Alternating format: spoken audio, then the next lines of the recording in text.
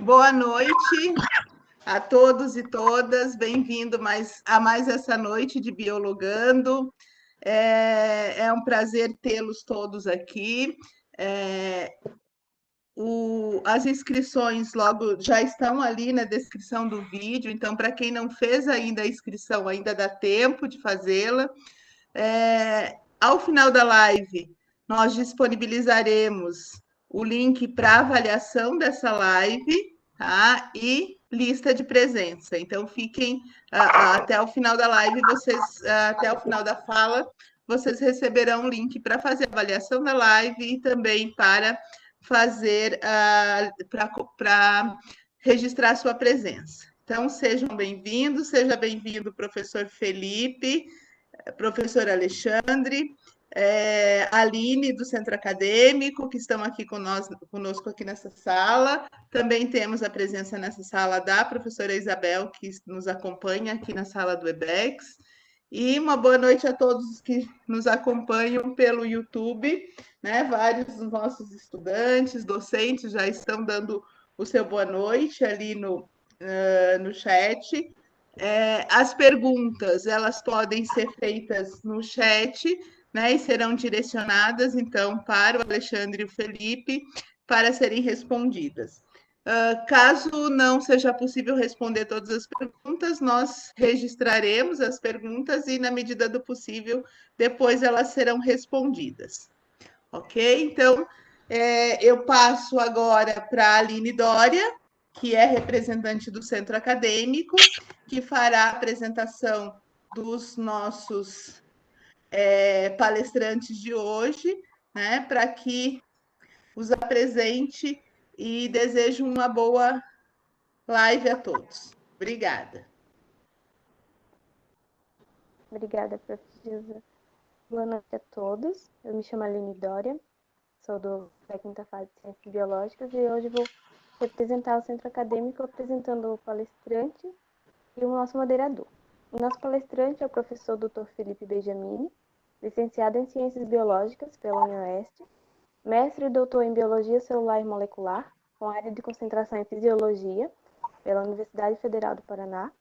Em 2011, realizou na Universidade de Toronto o estágio sanduíche do doutorado. Possui 2 pós-doutorados, um no Instituto de Psicologia Médica e Neurobiologia da Universidade de Tübingen, na Alemanha, e outro no Instituto de Psiquiatria da Faculdade de Medicina da Universidade de São Paulo. Foi professor visitante do Instituto de Estudos Avançados da Universidade de Surrey e atualmente é professor da UFFS Campus Realeza, onde estuda cronobiologia e sono. O nosso moderador, então, será o professor Dr. Alexandre de Carvalho Moura, graduado em Ciências Biológicas, bacharelado em Licenciatura pela Universidade de Santa Úrsula, especialista em Análises Clínicas pela Faculdade Assis Garcês, mestrado em Microbiologia pela Universidade Estadual de Londrina e doutorado em Recursos Hídricos pela Universidade Estadual do Oeste do Paraná, a UniOeste. Atualmente é professor na Universidade Federal da Fronteira Sul, Campus Realeza, e atua principalmente nas áreas de microbiologia geral. Uma boa noite a todos, espero que vocês gostem da palestra e, se possível, fiquem em casa. Passo a palavra para o professor Alexandre. Bom, então, uma ótima noite, professora Gilza, professor Felipe, professora Isabel, Aline e todos que estão nos acompanhando e participando da conversa de hoje, do projeto Biologando, né?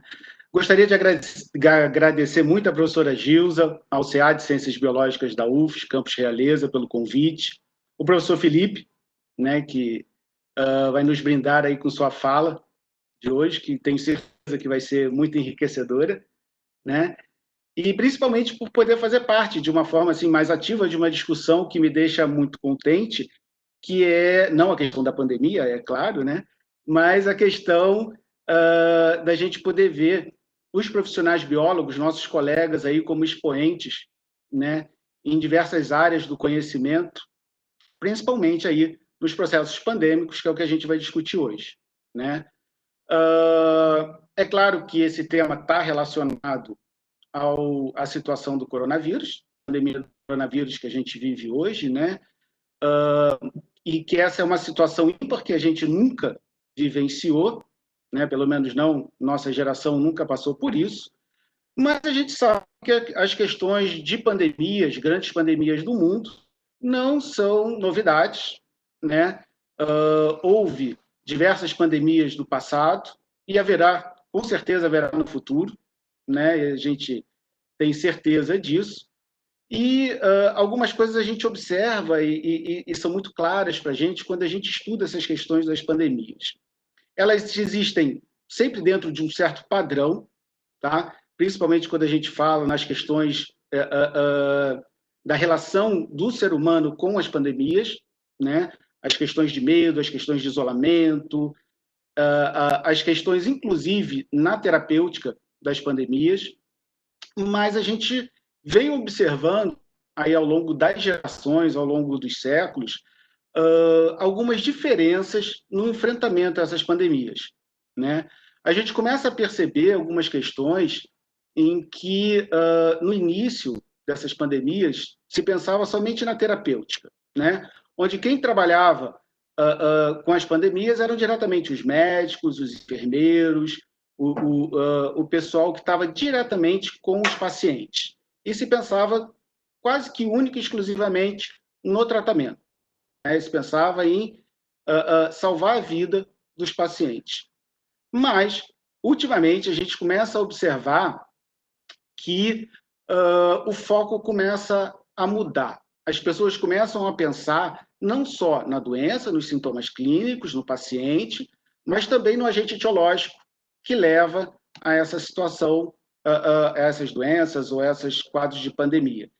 E começa-se a perceber que o conhecimento dos agentes etiológicos, né, o conhecimento da biologia, da fisiologia desses agentes etiológicos são tão importantes para se combater processos pandêmicos ou evitar processos pandêmicos no futuro, quanto o tratamento lá da ponta, lá do paciente propriamente dito, né? E nesse contexto, começa-se a se observar e a se valorizar uma atividade multiprofissional quando se trata da relação com essas pandemias, né? As pandemias, elas têm um caráter multifatorial, né? E percebe-se a necessidade de profissionais de diversas áreas atuando direta ou indiretamente em cima, seja dos agentes etiológicos, seja dos pacientes, a fim de conter e de evitar futuras pandemias. E, nesse contexto, a gente tem a participação dos biólogos, certo? A gente começa a observar que, além dos biólogos poderem trabalhar diretamente nas análises clínicas, né, a atuação dos biólogos ela é muito mais ampla, né? Podem desempenhar atividades científicas, técnicas, de uma complexidade muito grande, né? Onde se busca coordenação, execução de trabalhos que vão buscar solucionar e gerar alternativas, né, para o enfrentamento de qualquer pandemia que venha a ocorrer daqui para frente, né, inclusive a pandemia do Covid-19. Né? Os conselhos, seja o Conselho Federal, os conselhos regionais de biologia, né, eles vêm dando um amparo muito grande para o profissional biólogo, no sentido de ampliar a área de atuação, né? Claro, buscando um aperfeiçoamento do profissional biólogo cada vez maior, uma grande responsabilidade, mas a gente começa a ter, ao longo dos últimos anos, aí um amparo muito grande dos nossos conselhos, seja regional, seja federal, e isso associado à competência dos nossos profissionais, à formação dos nossos profissionais, aí biólogos trabalhando em diversas áreas aí dentro da pandemia, né? O Felipe agora vai dar para a gente uma fala bastante interessante sobre isso, né, Felipe? E eu passo para você e a gente vai batendo papo, a gente vai discutindo aí sobre essas questões. Show de bola, pessoal. Obrigado, Alexandre. Obrigado, professora Gilza, professora Isabel, os companheiros do centro acadêmico, os nossos alunos. Parabéns pela iniciativa do projeto Biologando. Eu acho que isso é um trabalho muito bonito que vocês têm feito. Me sinto honrado em poder fazer hoje parte disso e mais honrado ainda por poder compartilhar desse momento com um time de pessoas que eu tenho verdadeiro orgulho de chamar de colega de trabalho, né? A gente está trabalhando junto já há muito tempo e aprendendo muito um com o outro, e é muito legal poder celebrar esse momento de parceria numa live, numa discussão. Além disso, né, o tema é cirúrgico, né, porque a gente vai falar um pouquinho sobre a nossa atuação profissional num momento de crise, né, tá todo mundo muito bem informado sobre o que estamos vivendo e que se trata de um momento completamente diferente de tudo que a gente está acostumado a viver. Então, quando o pessoal chamou, eu e o Alexandre discutimos um pouco assim, como que a gente vai fazer isso? O que que a gente vai fazer? Aí o Alexandre deu umas ideias legais. Falei, nós vamos fazer um compilado de informações e um levantamento de biólogos atuando efetivamente em pandemias ou epidemias para apresentar. Então, eu vou compartilhar a minha tela para mostrar alguns slides. É um papo rápido, assim, coisa aí de umas 2 horas, tá, gente? Bem tranquilo. Mas se vocês cansarem, por favor, sinalizem e aí a gente acelera um pouco. Tô brincando, é mais rapidinho que isso. Então, o tema da fala, né? O papel do profissional da área de biologia frente às epidemias e pandemias. Eu deixei meu contato aqui por e-mail, eu sei que a maioria de vocês que são alunos já tem. Vou só chamar a atenção porque, além de professor da UFFS, eu atuo também no programa de pós-graduação em Biociências, na Universidade Federal da Integração Latino-Americana, em Foz do Iguaçu. É um programa que a gente tem seleção todo ano, então no final do ano a gente tem seleção para mestrado de novo, tá? Então quem tiver interesse depois a gente pode bater um papo também. A agenda da fala, a ideia, né, é fazer um apanhado muito curto, tá, sobre epidemias e pandemias, aí uma discussão sobre áreas de atuação do biólogo e ações de biólogos frente à pandemia da Covid e outras pandemias. Então, eu vou apresentar para vocês uns rostos de biólogos que estão atuando efetivamente, que saíram ou não da sua zona de conforto para poder fazer discussões sobre isso, mas que, para mim, são pessoas que servem de inspiração como um biólogo e eu acho que poderá inspirar alguns de vocês também. O Alexandre fez uma fala que eu achei muito legal no começo, né, que lembra que, olha, a gente convive com pandemias e epidemias desde sempre, né? Eu trouxe aqui uma figurinha que traz um apanhado, eu gostei dele, desse infográfico, porque ele é bem didático, coloridinho e tal, mas ele traz a história das pandemias, né? Um histórico, e aí a gente vê assim, olha, de registro oficial, a gente tem pandemias acontecendo lá no ano de 165 a 180, né? Com cerca de 5 milhões de pessoas afetadas na chamada praga de Antoniana. Depois disso, a gente teve outras epidemias muito grandes, talvez a mais conhecida de todos, a peste bubônica, lá nos anos 1347 a 1351. Percebam que são anos de pandemia. A seguir, a gente teve uma das mais agressivas de todas, que é a pandemia da varíola, e é uma pandemia que gerou muito problema, mas é importante lembrar que essa é uma que a gente venceu, e a gente venceu com uma ferramenta produzida pela pesquisa, com uma ferramenta produzida com a ação de muitos cientistas, entre eles biólogos, que é a vacina. Se hoje nós estamos livres da smallpox ou da varíola, é graças à vacina. Mas notem que de tempos em tempos a gente tem surgimento, de eventos pandêmicos. E eventos pandêmicos relacionados ao sistema respiratório também não são raros, eles são muito frequentes, né? A gente teve gripe espanhola lá em 1918 e 19, quase 50 milhões de pessoas morreram para a gripe espanhola. A gente tem outras gripes, né? Gripe asiática, gripe russa, gripe de Hong Kong, aí mais recentemente, né, a SARS, que vocês já devem ter ouvido falar, MERS, que são vírus relacionados aos coronavírus, e a gente ainda vive a epidemia do HIV, perdão, a pandemia do HIV. Essa é uma pandemia que a gente não venceu, a gente está muito longe de vencer, embora ela não ocupe mais tantas páginas de jornais que que ocupava quando eu era adolescente. Eu lembro muito bem da gente ter campanhas educativas muito fortes sobre prevenção para HIV. Quando se falava em HIV e AIDS, gerava um tremor, era uma coisa assim, nossa, né? Aquela imagem de uma pessoa em um sofrimento muito grande. E hoje isso acabou se esvaindo por N razões, não cabe nesse momento a discussão, mas eu acho que vale a pena a gente fazer uma reflexão e não esquecer isso, não esquecer que a gente vive, sim, uma pandemia de HIV, então que a pandemia da Covid, então da doença do coronavírus ou do SARS-CoV, é mais uma pandemia que nós estamos vivendo, tá? Notem que entre 2000 e 2025 nós tivemos aí 2020, perdão, 1, 2, 3, 4, 5 pandemias, 6 considerando a continuidade do HIV, tá? A única coisa é que a Covid é uma pandemia que teve um efeito mais forte. A gente pode fazer discussões sobre isso em outra hora, das razões, do porquê, né? Mas que afetou o nosso dia a dia com uma grande intensidade em comparação às outras. Todas essas pandemias produziram, sim, volumes imensos de danos, sejam danos à vida, né? A gente perdeu muita gente para a peste bubônica, ela é estudada porque ela diminuiu a população mundial na época, que era coisa de 450 milhões de habitantes para 350, dependendo do registro histórico.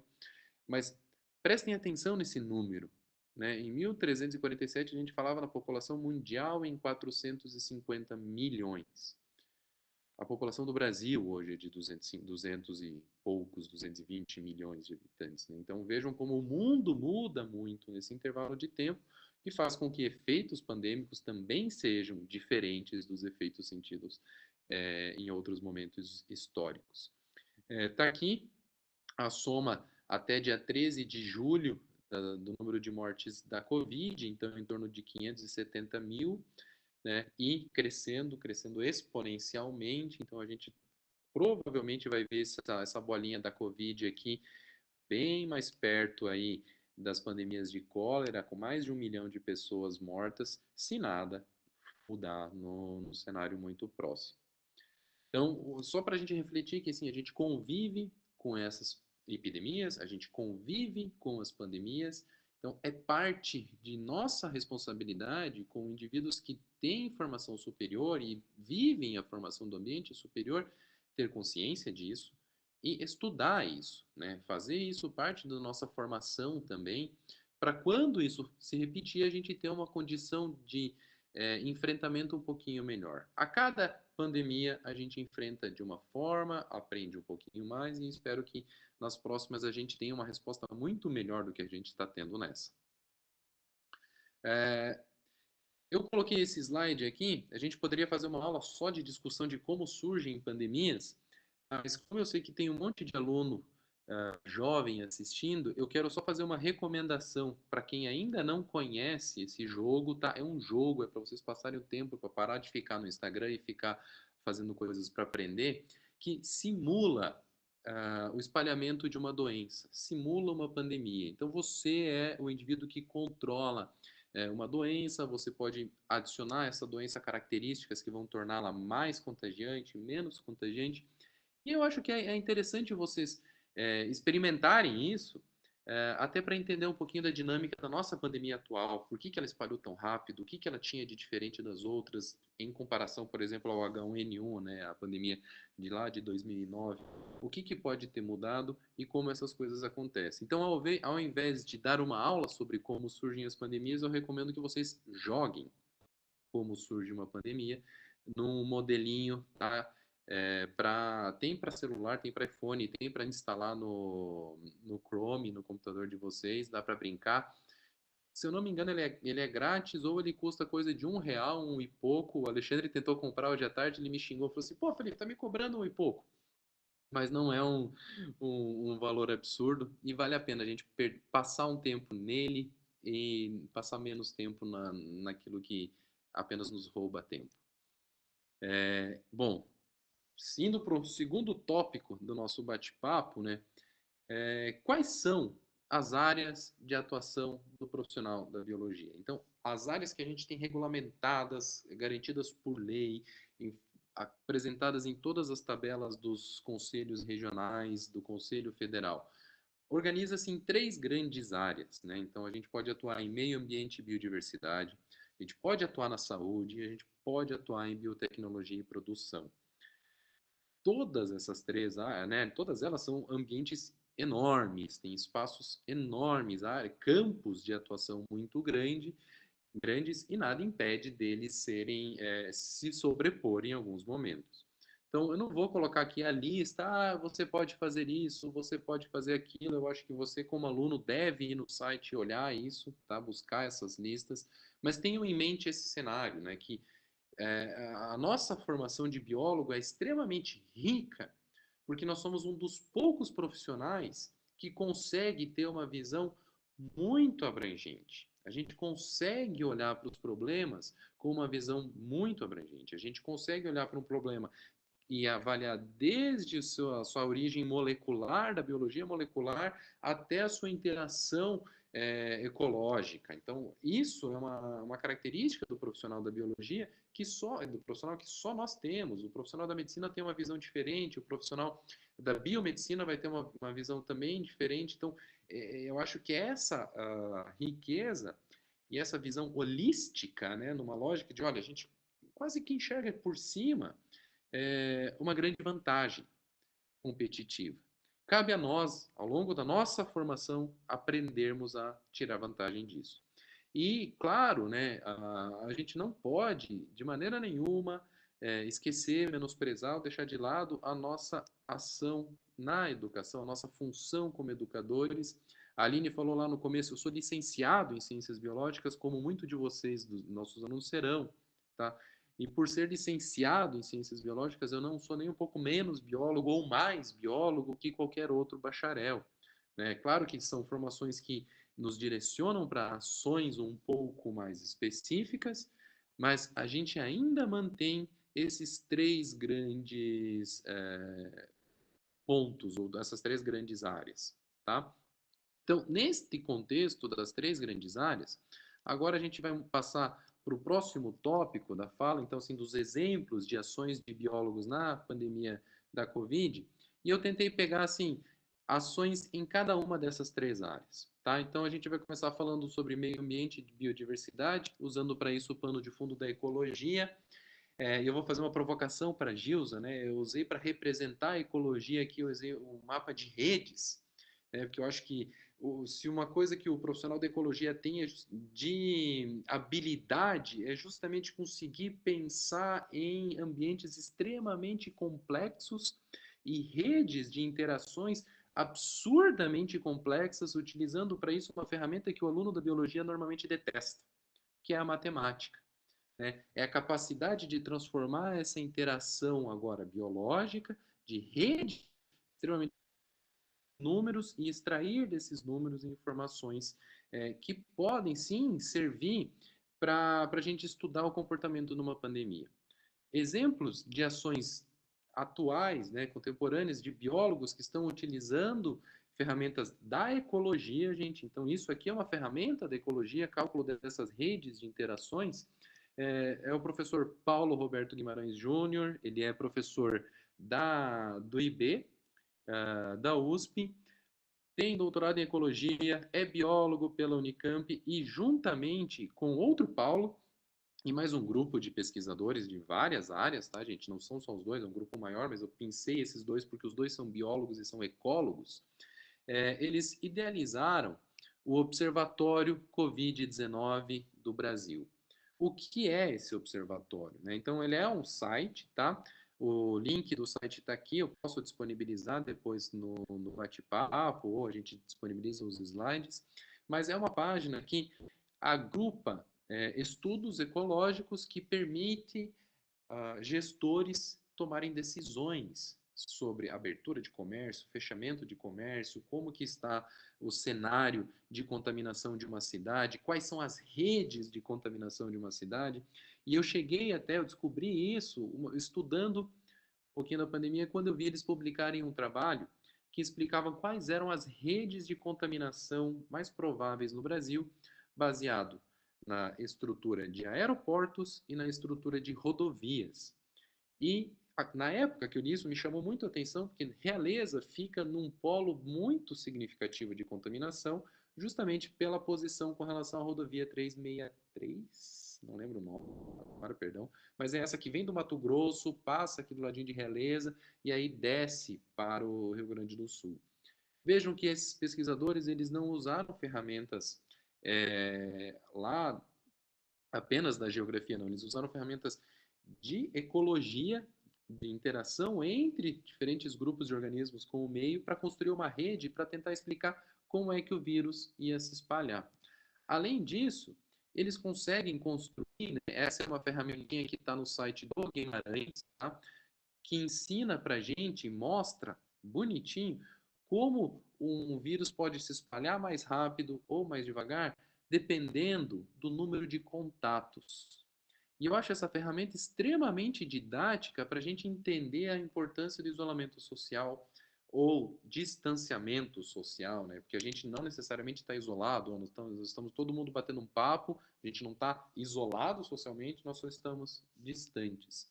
Então, nessa ferramentinha, vocês depois podem brincar e ver que quanto maior o número de contatos, tá? Nesse desenho, cada bolinha seria uma pessoa, mais rápido o espalhamento. E aí eles calculam isso, eles conseguem dizer quanto tempo vai levar para uma população inteira se contaminar, baseado no número de contatos, baseado na chance, na probabilidade de contágio daquela doença, baseado no número de infectados iniciais. É legal para a gente começar a entender a dinâmica do que a gente está vivendo agora. E nós, como vocês, agora eu vou jogar a bola para vocês, como futuros educadores, a gente tem a obrigação de compreender um pouquinho disso para explicar para o nosso aluno, para explicar para o nosso vizinho, explicar para o pai e para a mãe também a importância do distanciamento social e como essas bolinhas, né, cheio de risco, que podem representar uma pessoa que entrou em contato com outra pessoa, que entrou em contato com outra pessoa, e aí muito rapidamente a gente gera uma situação caótica, né, sendo que a gente pode evitar com algumas ferramentas. Então, eu trouxe esses dois exemplos da ecologia. Vejam, talvez se a gente nunca tivesse pensado, poxa, um ecólogo atuando numa pandemia? Sim, atuando, produzindo ferramentas de auxílio a gestores. Além destes ecólogos, então eu trouxe lá um exemplo lá de São Paulo, né? Às vezes parece muito distante da gente. A Elaine Soares, ela é bióloga pelo UFPR, doutora em entomologia, tá? Professora da UNILA e juntamente com o Nuno, com o Luiz Roberto Ribeiro Faria Júnior, tá? Ele também é biólogo, doutor em entomologia também pela UFPR, assim como a Elaine, professor Danilo, eles têm um grupo de trabalho de projeções. Então, vejam, eles são entomólogos utilizando ferramentas da biologia e da ecologia, ambos estudam ecologia de insetos, para construir representações gráficas e fazer estudos que permitem hoje a Secretaria de Saúde de Foz do Iguaçu tomar decisões. Tá? Esse é só um exemplo do que eles fizeram, mostrando que, olha só, a partir de determinadas datas, tem esse aumento de contaminação, tem esse espalhamento maior. Então, eles mantêm esse portal dentro do site da Unila, mostrando a evolução de contaminação, número de casos ativos, relacionando isso a eventos sociais, por exemplo, o Dia das Mães, eventos científicos para compreender, para ajudar a entender a dinâmica da doença, e isso serve de ferramenta para um gestor tomar decisão. Então, hoje, né, a gente está vendo aqui, nesse exemplo, ações do biólogo como um consultor para um gestor público. Olha, eu vou te dar as minhas ferramentas de biologia para entender como as coisas podem se espalhar e vocês tomarem as decisões de vocês. Notem que nos exemplos que eu dei até agora, o pano de fundo é matemática, juntamente com a biologia. Então, daí a relevância do porquê que a gente tem matemática lá no primeiro ano do curso, né? Eu estou fazendo essa fala porque eu, quando aluno da biologia, eu também não entendia. Eu passei a entender isso depois. Então, para reforçar que se a gente tem essa formação boa lá no começo, essas outras ferramentas podem ser aplicadas nas disciplinas a seguir do curso e na nossa carreira também. Ainda, como exemplos de ações de biólogos, então agora a gente sai da área de meio ambiente e biodiversidade, tá? Eu trouxe então o exemplo de um ecólogo, de ecólogos e entomólogos, Agora a gente vai para a área de saúde, ou interseção entre biotecnologia e saúde, perdão. Eu vou mostrar exemplos de biólogos atuando em genética e biologia molecular na pandemia da Covid.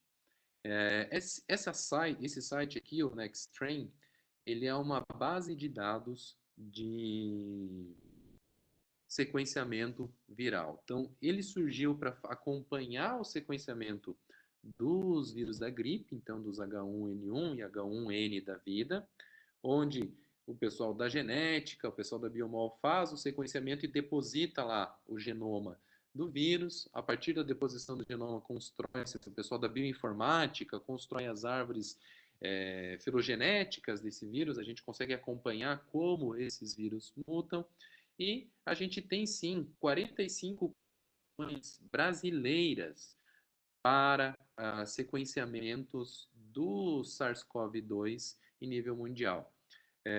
Quem quiser depois brincar no site, vale a pena, ele mostra uma linha do tempo das mutações do SARS-CoV-2, e eu vou mostrar para vocês uma bióloga que teve uma ação fundamental nisso. Ela se chama Alexandra, não vou falar sobre o sobrenome, Gerber, é bióloga pela UFSC, é mestre em biotecnologia pela UFSC e hoje ela é servidora do Laboratório Nacional de Computação Científica, tá? E é autora de um dos trabalhos de sequenciamento de uma variante do SARS-CoV no Brasil.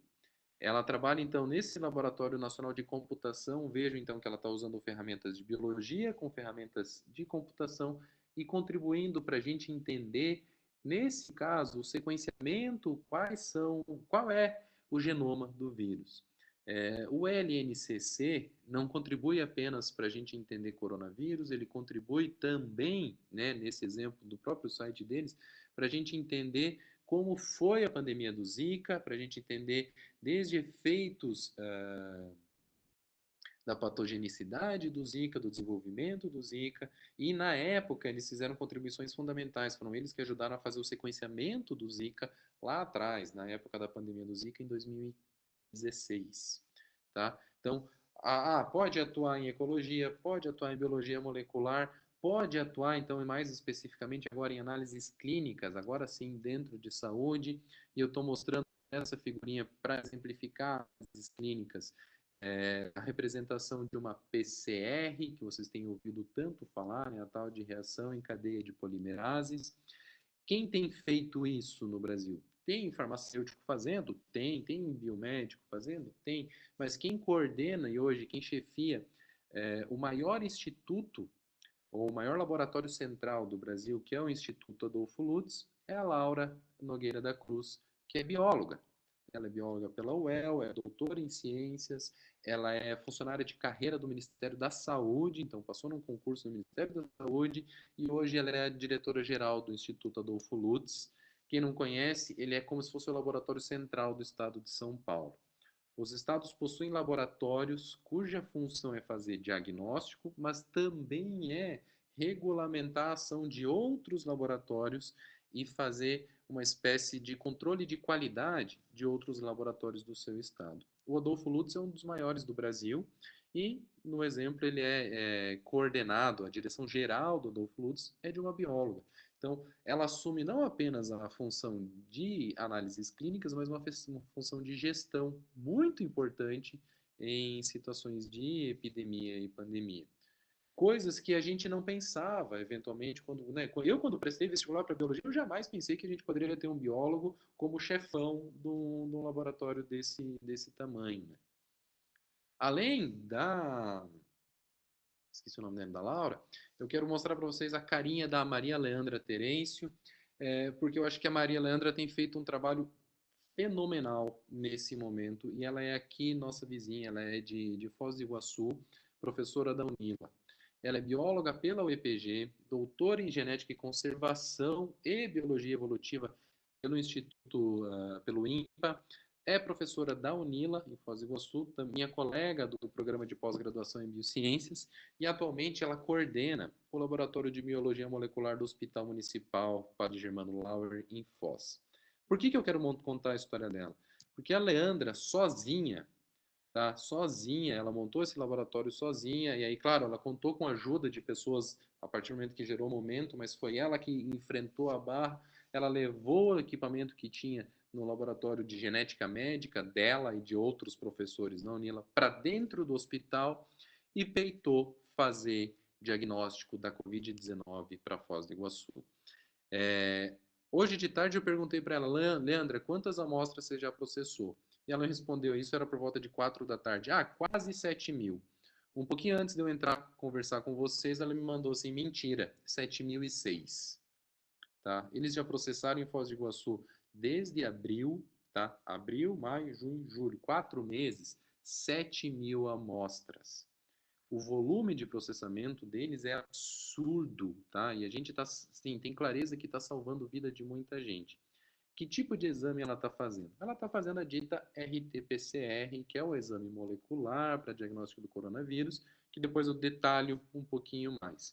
Mas por que eu quero destacar? Porque, de novo, é a ação de uma bióloga que buscou, claro, parcerias, buscou apoio, mas que, graças à formação em biologia dela, tem condições de contribuir na luta para prevenção e estratégias de defesa em relação a uma pandemia, ou, neste caso, a pandemia do coronavírus. Tenho muita gratidão à Leandra, tá? A Leandra foi uma pessoa que abriu as portas do próprio laboratório para mim e para o professor Alexandre. A gente foi lá, conheceu o laboratório dela, a gente passou um dia dentro do laboratório dela, ela explicou tudo, ensinou, fez doação de material para a gente. Então, é uma pessoa que eu tenho profunda admiração e respeito, né? Não só pela conquista de trabalho, mas por ser gente de bem. Fechamos, então, exemplos de biólogos atuando, né, nas três eixos principais, vamos chamar, então, meio ambiente e biodiversidade, saúde e biotecnologia, mas eu não tenho interesse, eu não tenho traquejo, eu não quero seguir a vida dentro de laboratório, eu não acho que a ecologia é minha praia, eu gosto de educação, eu gosto de ensino. Como que eu posso contribuir com esse meu interesse, com essa minha identidade, num evento de pandemia? Bom, a gente pode contribuir fazendo divulgação científica, né? Fazendo educação, levando informações de boa qualidade para as pessoas. E aí eu vou citar 2 exemplos, tá? Um exemplo é o podcast, é o site, na verdade, eles já são maiores do que um podcast, é o Dragões de Garagem. Recomendo, tá? Porque eles falam de tudo, não fala apenas da pandemia da Covid, mas eles têm na capa do site uma discussãozinha sobre jornalismo em tempos de Covid, que aí eles têm biólogos discutindo com jornalistas e outras áreas falando sobre isso. Além disso, os integrantes do Dragões de Garagem têm desenvolvido material de apoio para um outro cara que tem trabalhado um monte em divulgação científica, tá? Então, um monte de coisa que vocês veem, o Átila, que eu imagino que muitos de vocês conhecem, apresentando nas suas lives, elas são produzidas por biólogos do Dragões de Garagem, né? Entre eles a Tabata Bolen, tem mais uma equipe bem legal atuando aí. Então, o Átila como um outro exemplo de divulgação científica. O trabalho do Átila com relação à divulgação científica da Covid-19, eu não tenho condições de falar, porque assim, o que ele fez e ele está fazendo é muito bonito. Mas eu acho que eu preciso lembrar, ou pelo menos contar para quem ainda não conhece, a historinha do Átila lá na pandemia do H1N1. Lá em 2009, o Átila já atuava nisso. O Átila mantinha naquela época um blog que se chama Rainha Vermelha, tá? Depois, quem gostar de ler blog, vale muito a pena buscar os textos do Rainha Vermelha. Depois, talvez a Gilza possa explicar o que a Rainha Vermelha tem a ver com ecologia, né? Tem uma teoria por trás disso. E em 2009 ele já fazia divulgação científica discutindo pandemia, explicando pandemia, e eu vou trazer para vocês um trecho de um texto que ele cita, tá? Não é autoria dele, no blog dele lá em 2011. Vejam que esse texto é de 25 de junho de 2011, 9 anos atrás. Ele estava apresentando um relatório da OMS, onde na época o relatório da OMS dizia: o mundo está mal preparado para responder uma pandemia de influenza severa ou qualquer emergência de saúde pública global similar, ameaçadora. A realidade inevitável é que dezenas de milhões de pessoas estariam sob risco de morte em uma pandemia global severa.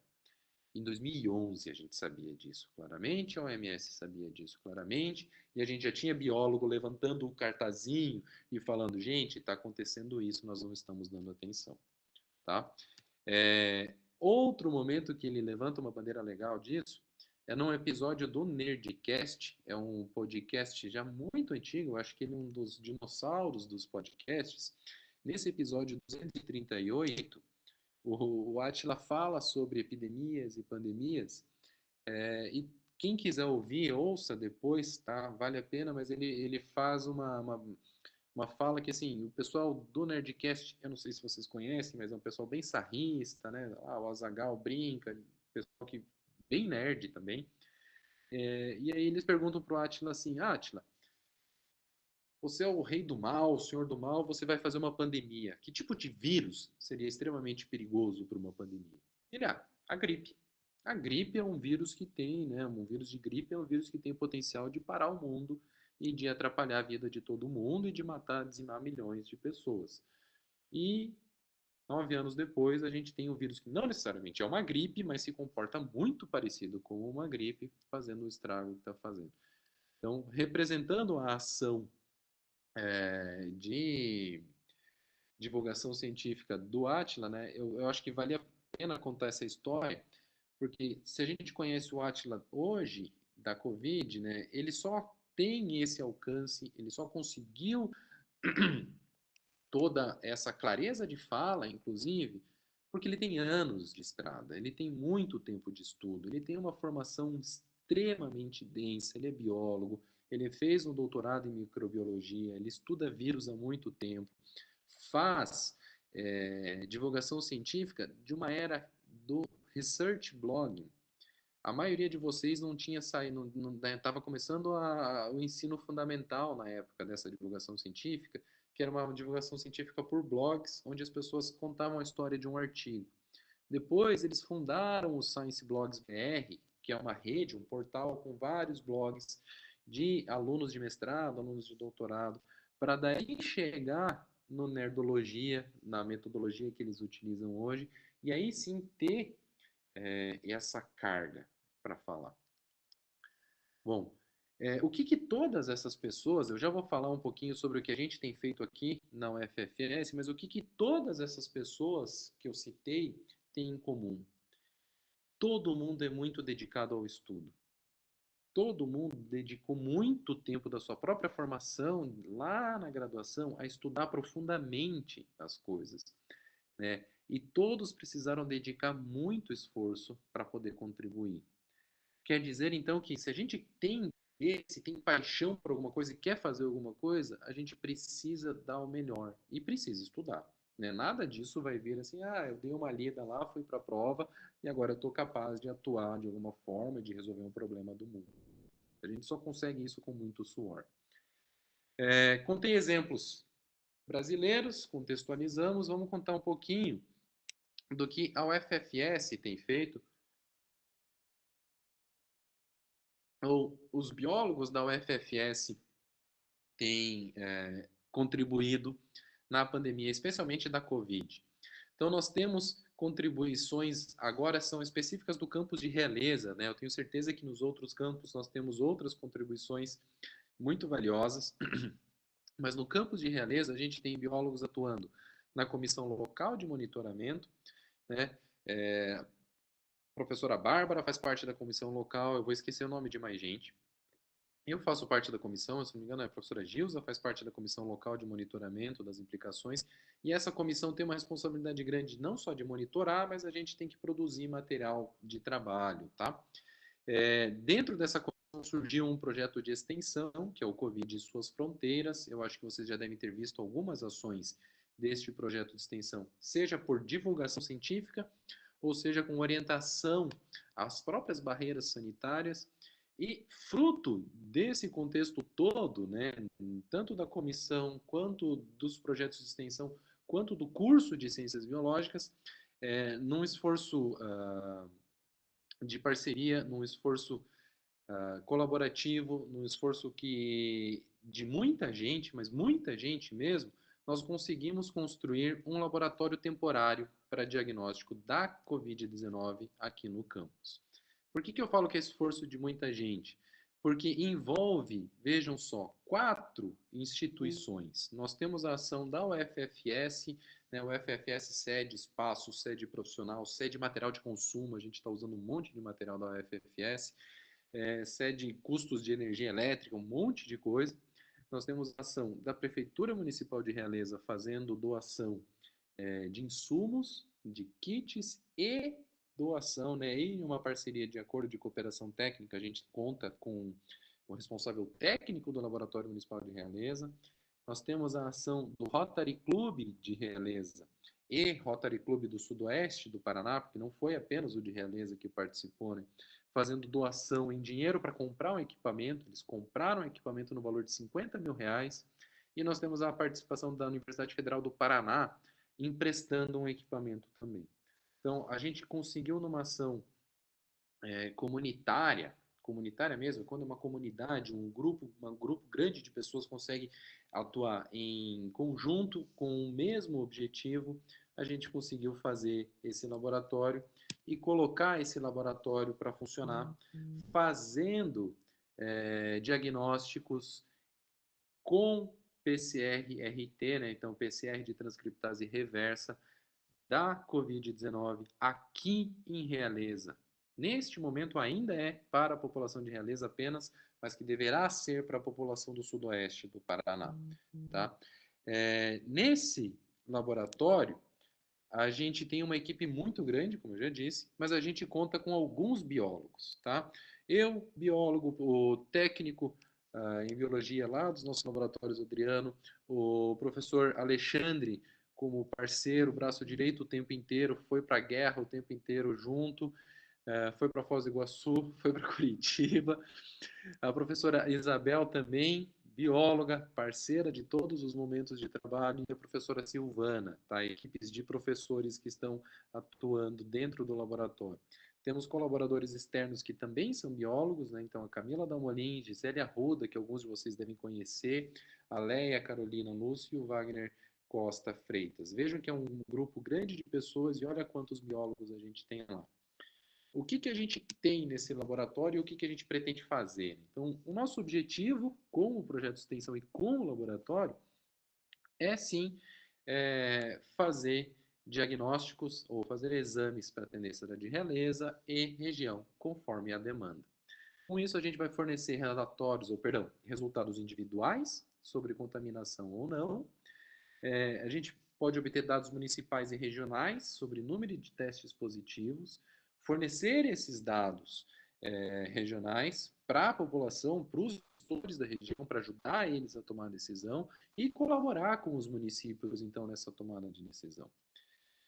A nossa infraestrutura hoje de trabalho é bem grande, a gente conseguiu organizar um espaço muito tranquilo de trabalho, a gente conta com 4 grandes salas, vamos dizer assim, uma sala de paramentação, uma sala de preparo de master mix ou de preparo da reação da PCR, uma sala de extração do material genético viral e uma sala de amplificação. Então, agora eu vou falar um pouquinho das salas e eu conto rapidamente como funciona o exame, porque eu sei que vocês já estiveram biologando sobre o exame, então eu não vou precisar repetir isso. A nossa sala de extração conta com o professor Alexandre, mas conta com uma cabine de segurança biológica, nível 2, a gente trabalha nesse ambiente muito bem paramentado, tá? Então percebam que o professor Alexandre está lá vestindo um pijama cirúrgico, um jaleco, sobre o jaleco mais um capote de TNT, trabalha de face shield e trabalha com uma máscara, um respirador, na verdade, N95, para garantir segurança a ele. E a manipulação das amostras acontece sempre dentro da cabine, como ambiente de segurança. A gente usa um processo de extração de RNA manual, tá? A gente não tem robô para fazer isso, então vai para a guerra mesmo. faz o processo de extração manual. Esse processo envolve várias sequências de centrifugação, utiliza alguns reagentes para fazer a quebra da célula, a quebra do núcleo capsídeo do vírus e inativação do vírus, para no final do processo a gente contar com cerca de 70 microlitros de RNA ou de material eluído que pode conter o RNA viral. Da sala de extração, o material vai para a sala de preparo do Master Mix. Lá eu tenho a professora Isabel ajudando, como sempre. E trabalha paramentado também, trabalha numa cabine de segurança biológica de nível 2. E a gente usa kits para preparo da PCR de uma fase, ou one step. Significa que numa reação química, num tubinho apenas, a gente faz a transcrição reversa do RNA em cDNA e depois a gente faz amplificação desse cDNA em múltiplas cópias para ver se está presente o material genético viral ou não. O ambiente onde isso ocorre, aí as reações, é a sala de amplificação, fica numa sala separada, e hoje a gente conta com 2 termocicladoras, né? Na falta de uma, a gente conseguiu 2 graças ao FPR, que emprestou o equipamento por tempo determinado, e ao Rotary Club, que fez a cessão desse equipamento com promessa de doação de uma outra termo para a gente trabalhar. Então, hoje nós temos condições de trabalhar com 2 termocicladoras, podemos processar em torno aí de 60 amostras dia. Se a gente aumenta a equipe de trabalho, dá para chegar em 100 amostras dia tranquilamente. Que a gente já fez, né? Então, a pergunta, as pessoas me perguntam, Felipe, já processaram, já fizeram alguma coisa? Bom, em pouco menos de um mês de funcionamento, a gente já fez muita coisa. Nós já fizemos 711 reações, tá? Então, são 711 pipetagens no mínimo. Essas 711 reações são consequência do processamento de cerca de 122 amostras. Dessas 122 amostras, a gente tem aí 95 resultados não detectados. Talvez vocês somem aqui, vai dar um valor diferente do que eu falei, porque algumas amostras a gente repete, tá? Repete porque elas podem gerar um resultado inconclusivo. Se ele é inconclusivo, a gente faz ela de novo para confirmar se é não detectado ou detectado. De todas essas, nós temos 16 amostras onde a gente detectou material genético viral, então o resultado é positivo para a presença, e alguns invalidados que são decorrentes ou de falha, por exemplo, de queda de energia no meio do processamento, acidentes de trabalho. Encerro por aqui, para não falar demais também. Acho que a mensagem é que a gente pode atuar em muitas áreas, e a gente tem muito biólogo atuando em muitas áreas dentro da pandemia, mas que para atuação em todas essas áreas depende, sim, de muito estudo e de muita dedicação. E para mim, pessoalmente, o aprendizado dessa pandemia foi: não desperdice conhecimento, não desperdice oportunidade com técnicas. Hoje a gente tem um laboratório porque em algum momento da nossa formação, da formação das pessoas que estão atuando nesse laboratório, a gente entrou em contato com a técnica, a gente aprendeu essa técnica e não deixou ela de lado. Eventualmente ela não faz parte do dia a dia de laboratório de nenhum de nós, mas todos nós ali tinham conhecimento suficiente para encarar o desafio. E para mim a mensagem foi: eu não posso desperdiçar convites de aprendizagem, porque em algum momento da minha vida essa técnica, esse aprendizado que eu tive, ele pode ajudar a resolver um problemão. A gente tem fé que o nosso trabalho está ajudando a resolver um problema. Agradeço a todos, fiquem em casa se possível, usem máscara se possível, para evitar que a gente precise ficar com o rosto detonado desse jeito, depois de um dia longo de laboratório. Vamos bater papo, fazer perguntas e tudo mais, que eu cansei de falar também. Professor Felipe, eu gostaria de, em nome de todos, agradecer a sua fala, né? É um prazer para a gente sempre assistir você falar, porque é uma aula excelente que você dá, você está sempre apropriado, né, de conhecimento para passar e de uma forma muito didática, então, meus parabéns. Gostei muito daquela foto que você colocou, porque ela é bem representativa do final de um dia de trabalho no laboratório, né? a gente fica marcado, bem marcado, né? Gostaria de chamar a atenção, não vou me alongar, até porque a fala é sua, né? Mas gostaria de chamar a atenção basicamente em 3 pontos que você colocou, que são os seguintes. Quando você chama a atenção para os ecólogos e zoólogos, né, na área, na atuação de pandemias, não só com modelos matemáticos, mas hoje a gente tem aí diversos trabalhos, já de tempos para cá, mostrando o surgimento dessas pandemias basicamente por desorganização ambiental, vamos colocar assim, né? Então, a agressão ao ambiente, a invasão a novos habitats, né? Isso poderia, em alguns momentos, contribuir para o surgimento de novas pandemias, né? Então, são áreas que, a princípio, a gente não faria muita ligação com as pandemias, mas, direto ou indiretamente, elas poderiam estar bastante relacionadas, né? Sem dúvida. Outro ponto também, quando você fala das vacinas, né? A gente sabe que a prevenção hoje é muito mais barato do que o tratamento propriamente dito, muito mais eficaz, né?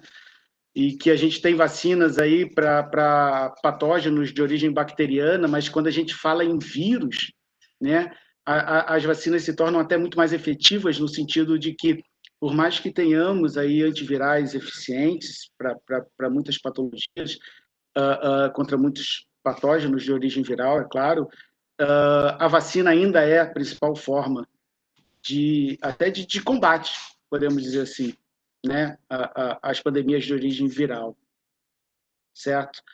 A outra coisa que eu queria chamar a atenção que você falou é a necessidade de estudar, né? Todas as profissões, você se forma e você não interrompe ali, a necessidade do estudo é contínuo, né? E o biólogo não é diferente. Como você bem colocou, a gente pode trabalhar em qualquer área que seja de nosso interesse, dentro da biologia, claro, né? Mas a gente necessita de estudos contínuos. E baseado nisso, eu queria te fazer uma pergunta, e seria o seguinte: o profissional biólogo que quisesse trabalhar nessas áreas pandêmicas ou trabalhar com qualquer agente de doenças infecciosas, qual seria o caminho? Como que ele poderia seguir a partir da graduação para poder trabalhar nessas áreas? Show de bola, meu querido. A gente tem várias formas, né, de seguir. É claro que elas dependem, sim, daquilo que a gente já discutiu. Precisa estudar, não tem opção, não se conquista nada sem muito esforço. Mas dependendo de onde a pessoa quer atuar, ela não precisa seguir uma carreira acadêmica, de mestrado, doutorado, né? Não, eu gosto de trabalhar com exames laboratoriais, né? Quero fazer análises clínicas. Nós temos análises clínicas como uma área de atuação do biólogo. Existe uma especialização, se eu não me engano, a última vez que eu olhei a legislação fazia essa exigência, acho que tu melhor que eu pode confirmar isso. E a exigência de estágio e buscar essa formação. E que tipo de análises clínicas envolve-se? Exame laboratorial de sangue, exame na busca de parasita, né? Exame de fezes, exame de urina, todo esse ambiente de análise laboratorial é parte da nossa atuação também, embora a gente acabe ignorando, às vezes, por não saber que pode fazer. Não, mas eu quero fazer uma atuação diferente, eu quero trabalhar com biologia molecular, eu preciso obrigatoriamente de um mestrado, de um doutorado? Também não vai ser obrigatoriamente. É bom, mas não é obrigatoriamente. Depende da carreira que você formou na tua própria graduação. Agora a gente pode falar que a gente está ofertando, a gente vai ter condições de ter aluno estagiando, fazendo biologia molecular no nosso campus, porque a gente vai ter essa estrutura, né? Mas a gente antes tinha estrutura para fazer biologia celular, a gente já tem há muito tempo estrutura para fazer microbiologia, a gente tem estrutura para fazer fisiologia, tem estrutura para botânica. Então, a ação durante a graduação de participar de projeto de pesquisa, fazer iniciação científica, permite a gente ter mais ferramentas para trabalhar depois. E por que eu falo isso? E vou dar muita ênfase nisso. Às vezes a gente busca a iniciação científica só pela bolsa. E esquece que naquela iniciação científica a gente está recebendo uma ferramenta de atuação, uma ferramenta de trabalho que bolsa nenhuma vai pagar.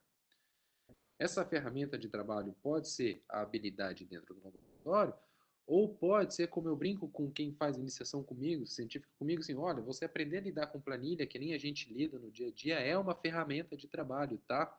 É uma ferramenta que vai te ajudar na vida. Você aprender uma linguagem de programação como biólogo é uma ferramenta que vai te dar chances de atuar em outros lugares também depois.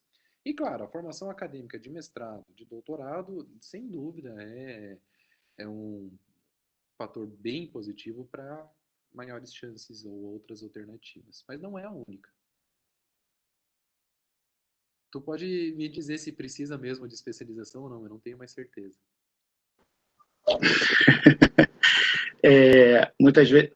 Muitas vezes é necessário, né, Felipe, especialização e, em algumas situações, mestrado e doutorado, até porque existem alguns também, perante o Conselho de Biologia, né, alguns pré-requisitos para que a gente possa trabalhar em determinadas áreas e, inclusive, ganhar responsabilidade técnica em relação a isso, né, conseguir essa responsabilidade técnica, né.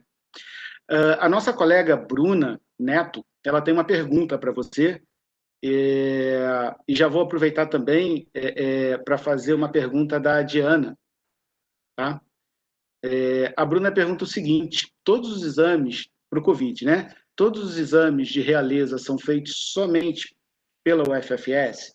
Essa é a primeira pergunta, né? E aproveitando já a pergunta da Diana, como que seriam feitas essas coletas, né? Os pacientes são encaminhados para UFES, como que ocorre isso, né? Você poderia falar um pouquinho para a gente? Então, eu vou começar com a Diana, tá? Diana, boa noite, saudade de vocês, boa noite, Bruna.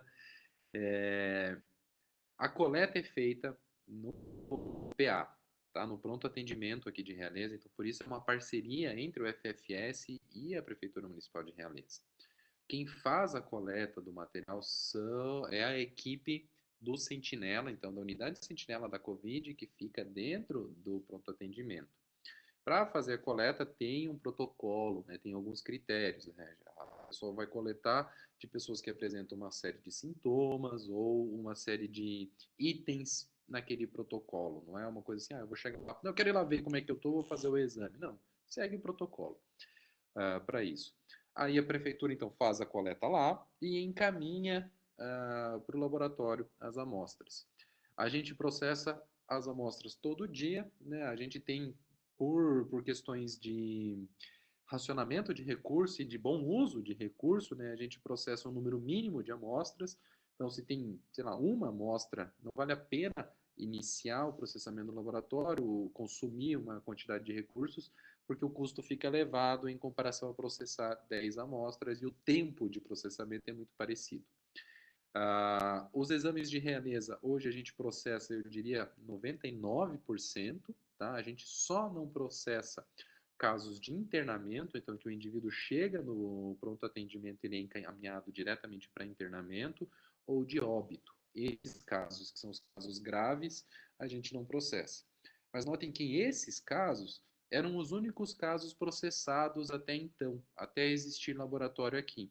Então agora a gente processa mais casos, justamente porque a gente tem a ferramenta a possibilidade de fazer isso, vai aumentar o número de diagnósticos, mas vai permitir controle melhor da vigilância de saúde de Realeza para prevenção ou para controle da pandemia da Covid por aqui. Só desculpa, Alexandre, eu vou te interromper. Pois não. A gente ainda não processa esses outros porque nós estamos em processo de habilitação pelo Laboratório Central do Estado. Tá?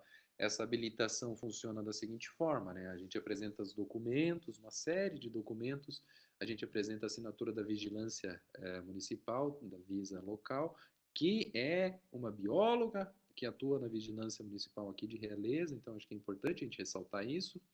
A Visa faz um checklist de itens que nós precisamos cumprir, itens de segurança biológica, lembre-se, é um laboratório de segurança biológica nível 2, então a gente tem uma série de itens legais a cumprir.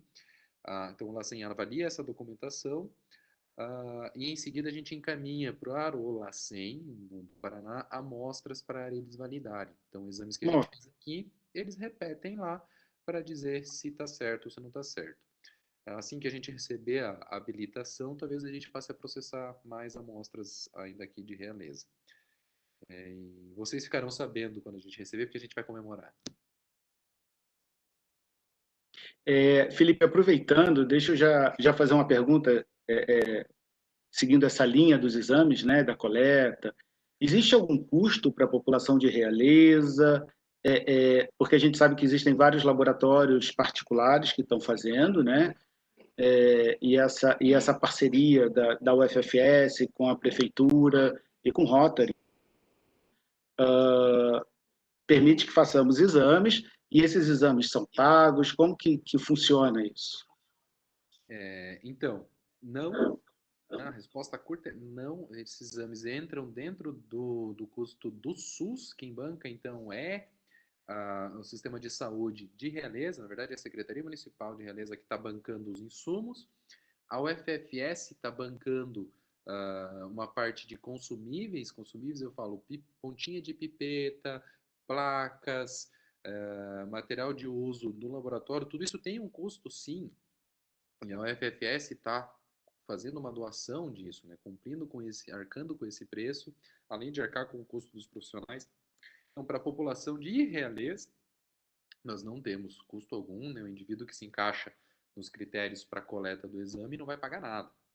Esse exame custa em torno aí de R$ 400 no ambiente particular. A gente está conseguindo, com o esforço de muita gente, de novo, oferecer isso para a Realeza um custo zero pro cidadão. Futuramente a gente vai poder oferecer para o Sudoeste. Assim, a gente está numa expectativa grande de poder atender mais municípios, sim. E normalmente, qual o prazo, Felipe, que desde o recebimento, desde a coleta, na verdade, dessa amostra no paciente, até a gente entregar um resultado, quanto tempo mais ou menos está demorando? A gente está com uma média de 24 horas, tá? Isso é média. Então, por quê? O indivíduo coletou sexta-feira à noite, a gente não tem expediente sábado e domingo, então o resultado dele sai na segunda-feira apenas. Mas nós temos pacientes, por exemplo, que coletaram hoje de manhã e às 3 da tarde de hoje eles já tinham o resultado do seu exame. Então a média é 24 horas, mas vai depender. Depende se você coletou na sexta-feira, depende do dia da semana e horário da sua coleta também. Mas uma média de 24 horas é uma média excelente. Comparando ao histórico, né, que a gente conseguia resultados antes estávamos levando até 7 dias para ter resultado desse exame, então a gente encurta muito o tempo de resposta e ajuda o município, ajuda a região.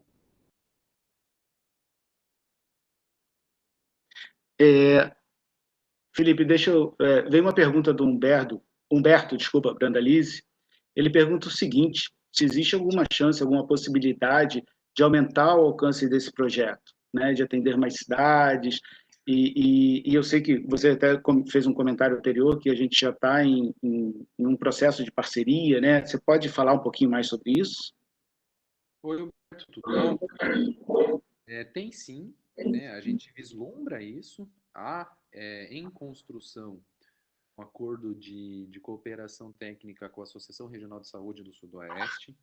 Então, esse acordo estenderia a ação do laboratório para quase 20 municípios. Eu não vou lembrar o número exato de municípios do Sudoeste, mas a gente passaria a atender quase todos os municípios.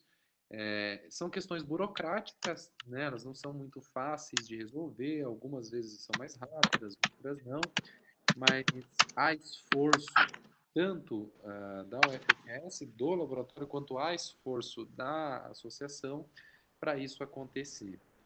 Espero em breve poder também confirmar que a gente vai estar fazendo isso. Às vezes, né, as pessoas pensam, por que então eu não posso ir lá, se eu ir lá e pagar o FFS pode fazer meu exame?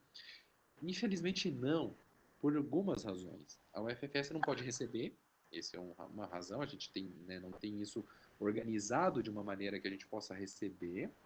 E a outra razão é que, neste momento, nós contamos com insumos comprados pela Prefeitura Municipal de Realeza para atender a população de Realeza.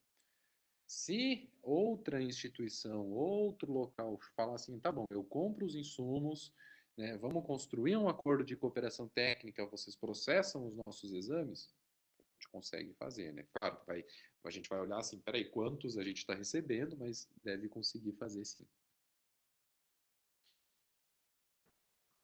Felipe, a professora Gilza gostaria de fazer uma pergunta. Professora? Felipe, Alexandre, toda a equipe aí que está trabalhando, meus parabéns, mas Felipe, em especial pela tua fala, né, que foi magnífica e faz a gente se sentir muito bem nesse momento, né, que é o que a gente precisa.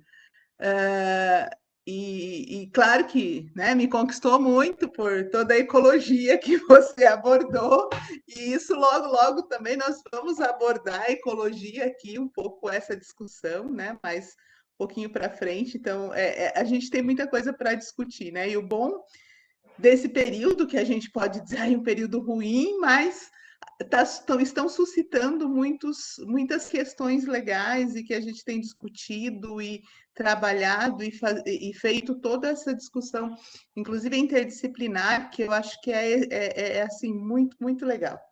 Mas uma pergunta que eu acho que é interessante, porque a nossa live depois fica também aí no ar e as pessoas podem assistir, né? Para quem vai procurar o exame, quanto tempo de sintomas, né? Quer dizer, hoje eu tive febre, eu já corro lá para o PA ou eu tenho que esperar? Como é que funciona essa questão do tempo?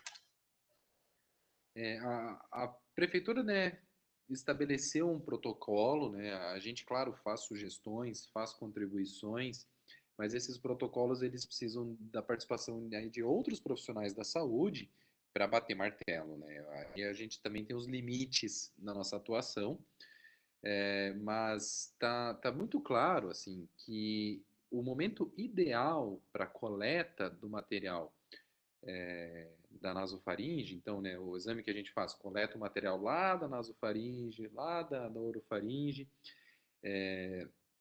entre o terceiro e sétimo dia de sintomas. Então, como a professora Gilza falou, eu senti a febre hoje, eu já corro, acho que se chegar hoje e falar no pronto atendimento, não, meu sintoma começou hoje, se prepare para ouvir da equipe que, não, volte daqui 2 dias para fazer a coleta no momento mais adequado. E por que essa coleta no momento mais adequado é importante? Porque se é o primeiro dia de sintomas, corre grande risco de ter uma carga viral muito pequena, ou seja, ter pouco vírus ocupando o epitélio da nasofaringe, fazendo replicação, né, fazendo suas cópias, de forma que o resultado do exame pode ser um falso negativo.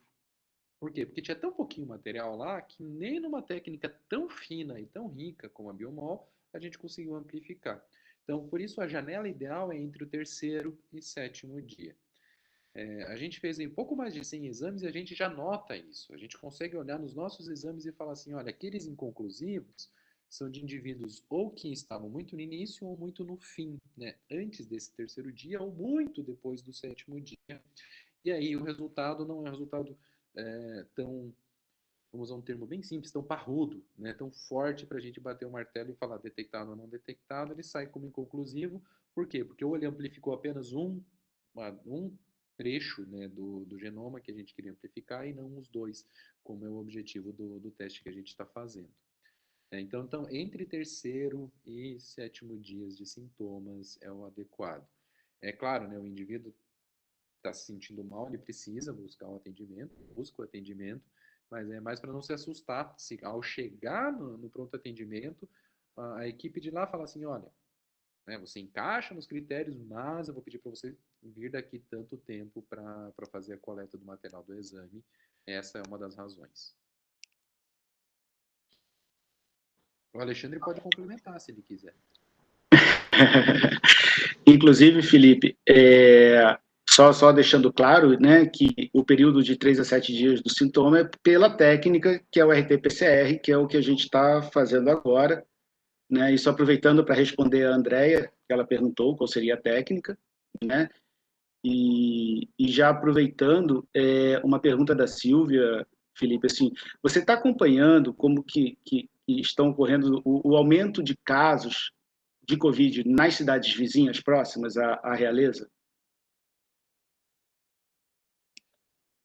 Muito pouco. Para ser honesto, eu tive que escolher aquilo que eu conseguia acompanhar. Então, assim, eu tenho visto que nós temos algumas cidades em uma situação bem mais preocupante. Eu acho que se a Silvia, que foi a nossa aluna, ela deve ser de Capanema.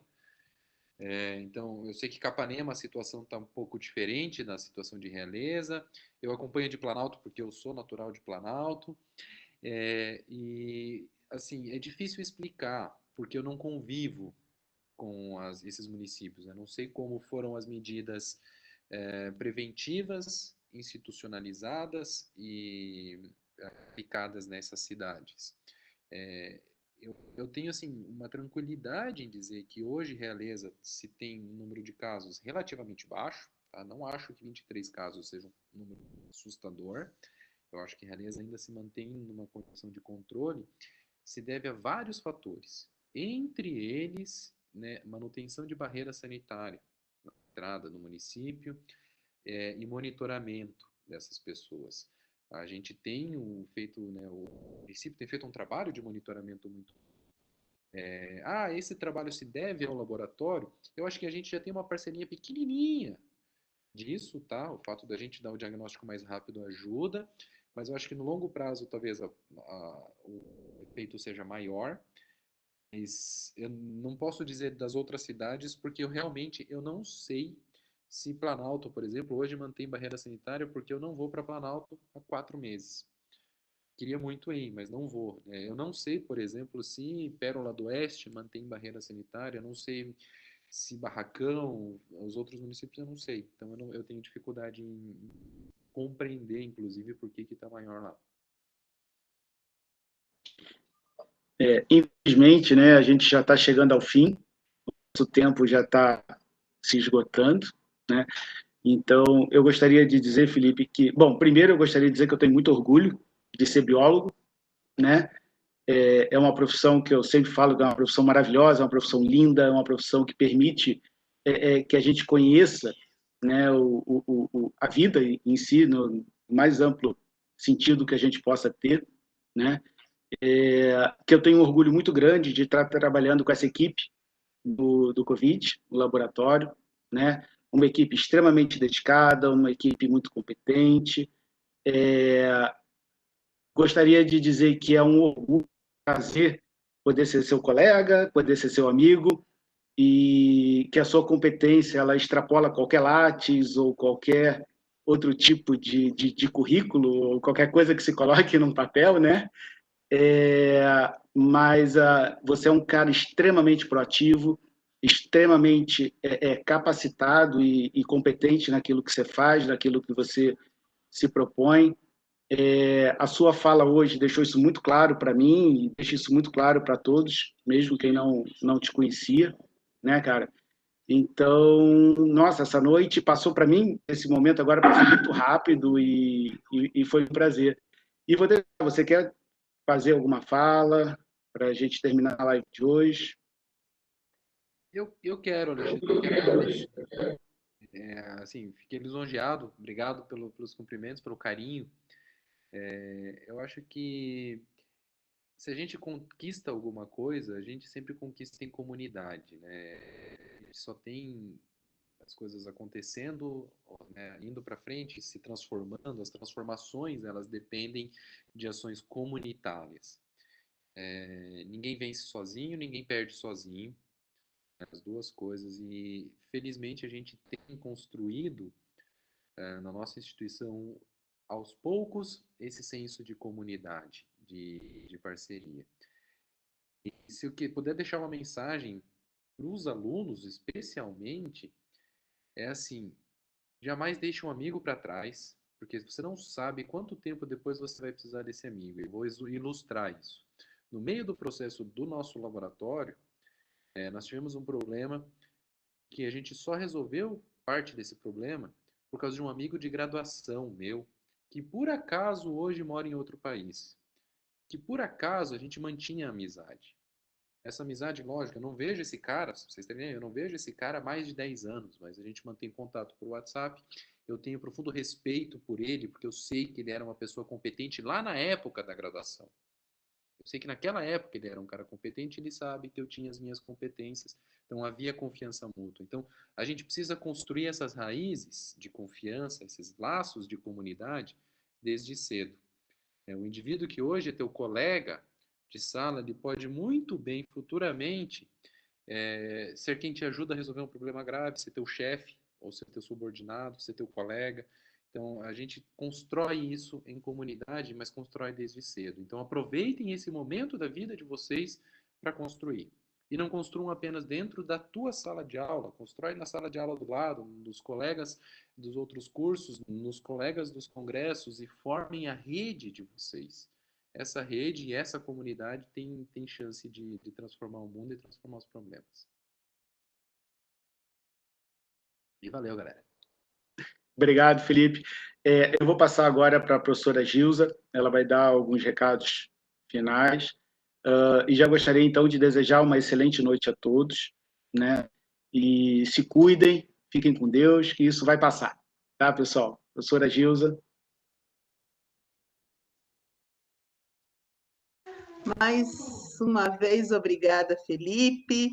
Obrigada, Alexandre. Tem muitos elogios aqui no chat do YouTube, né? Os nossos queridos estudantes, tem comunidade regional, temos também os nossos egressos, né? Que têm participado aí sempre com a gente nessas quartas-feiras, já virou nosso encontro das quartas. Quero dar alguns recados para vocês antes da gente fechar. Lembrando que estão abertas ainda as inscrições para o PIBI de residência pedagógica, né? E nesse ano será um PIBI de residência bastante desafiador, porque nós teremos, né, que trabalhar aí, talvez de forma remota, o que vai nos abrir muitos outros, expandir os nossos horizontes, né? Então, lembrando disso, quero também agora, de antemão, já comunicá-los que a equipe, os organizadores da Semana Acadêmica estão organizando a Semana Acadêmica para a primeira semana de setembro, tá? Em que vamos comemorar também aí o Dia do Profissional da Biologia. Terão palestras muito boas, então aguardem que logo nós vamos divulgar. E agora falar para vocês que a semana que vem, né, temos a nossa próxima live, o nosso próximo encontro. Na semana que vem a gente vai para um assunto muito interessante. Vamos falar de ciências humanas, vamos falar do que a história nos conta sobre a pandemia. Então, nessa live estarão o professor Antônio Miski, que é professor aqui do nosso campus, foi diretor, né, da última gestão do campus Realeza. Estará com nós também o professor Jael dos Santos, que também é professor da UFFS. Muitos de vocês já tiveram aula com o professor Jael. E eu, essa que vos fala, então, farei a mediação dessa live, em que a gente vai discutir a importância das ciências humanas em tempos de pandemia, o que a história nos conta. E é um pouco de como essa interdisciplinariedade, né? Da mesma forma que o Felipe apresentou a atuação do profissional da biologia, os demais profissionais atuando em conjunto nesse momento. Então, é isso. Uma boa noite a todos. Tenham um bom descanso, se cuidem, fiquem em casa, se saírem, usem máscaras. E um grande abraço e até a semana que vem.